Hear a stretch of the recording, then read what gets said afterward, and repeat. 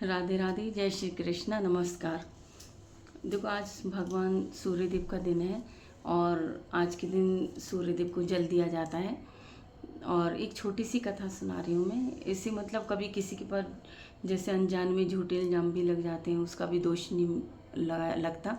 और भादों की जो चतुर्थी का चांद देख लेते हैं, उसका भी दोष मिट जाता है। वैसे भी हर प्रकार से कथा सुनना अच्छा रहता है।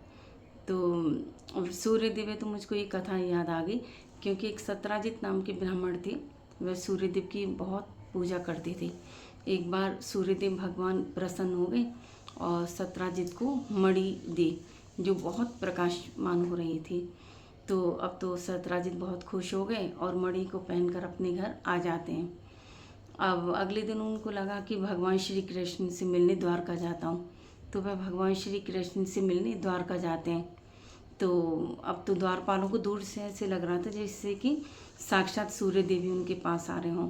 तो उन्होंने भगवान श्री कृष्ण से कहा कि प्रभु देखो, साक्षात सूर्यदेव हमारे द्वारका में आ रहे हैं। अब भगवान तो सब कुछ जानते हैं। भगवान ने कहा नहीं, ये तो सत्राजित हैं, इनको मणि मिली हुई है, सूर्यदेव ने इनको मणि दी है। जैसे सत्राजित भगवान श्री कृष्ण से मिलते हैं तो श्री कृष्ण भगवान कहते हैं ये मणि तो राजा के पास होनी चाहिए, ये राजा के खजाने में इसको जमा करा दो।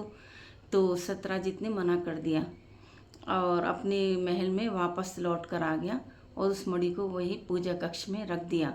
अगले दिन सत्राजित का भाई प्रसेनजित शिकार खेलने को जाता है। अब तो वहाँ एक शेर हमला कर देता है, उस मणि को छीन लेता है और प्रसेनजित को मार देता है। वह तभी एक रीछ आता है, वो उस शेर को मार देता है और मणि को लेके अपनी गुफा में चला जाता है। अब तो सत्राजित को अगले दिन पता चलता है उसका भाई मारा गया और मणि भी छिन गई। अब उसके मन में ये ख्याल आता है कि कहीं ऐसा ना हो भगवान श्री कृष्ण ने ही मार दिया हो और मणि को छीन लिया हो, क्योंकि वह कल मणि मांग रहे थे, मैंने मना कर दिया। तो तरह तरह के दिमाग में विचार आते हैं कभी कभी। तो उन्होंने अपनी पत्नी को बताया और कहा कि किसी से कहना नहीं, और ये अभी मेरे को ऐसे डाउट हो रहा है, संदेह ऐसा है भी कि नहीं। अब उसकी पत्नी ने अपनी दासी को बता दिया, दासी ने कई जगह कह दिया। इस तरह ढिंडोरा पिट गया पूरे नगर में। तो भगवान श्री कृष्ण तक भी बात जाती है। तो भगवान श्री कृष्ण को बहुत दुख हुआ, देखो मुझ पर झूठा इल्ज़ाम लग गया। वे अगले दिन मणि ढूंढने के लिए जाते हैं। तो वो देखते हैं कि शेर के पैरों के निशान बने हुए हैं।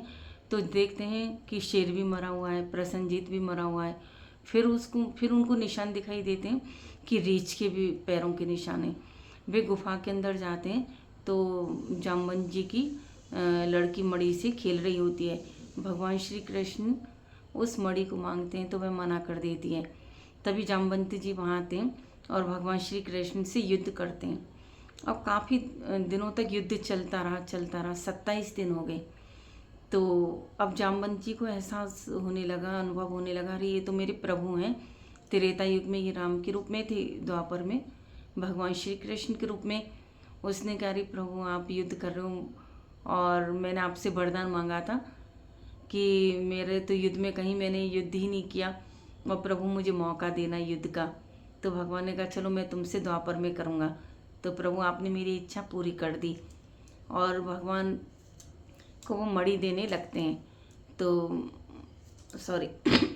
तो मणि देते हैं भगवान श्री कृष्ण को। तो जो जाम्बवंत जी हैं तो उनका विवाह भी भगवान श्री कृष्ण से कर देते हैं। तो भगवान श्री कृष्ण जाम्बवंत जी को लेके और जाम्बवंती को लेके मतलब वो मणि को लेके आ जाते हैं। और जाम्बवंत जो सत्राजित उनको मणि लौटा देते हैं। तो सत्राजित कहते हैं कि प्रभु क्यों शर्मिंदा कर रहे हो और ये मणि आप ले लो। भगवान कहते हैं कि नहीं, ये मणि मुझे नहीं चाहिए। तो वो सत्यभामा का विवाह भगवान श्री कृष्ण से कर देते हैं। इस तरह से भगवान पे जो झूठा कलंक लगा था वो कलंक दूर हो जाता है। कथा तो और भी आगे, मतलब इतनी ये कथा यहाँ पे भी विश्राम कर सकते हैं। राधे राधे, जय श्री कृष्ण।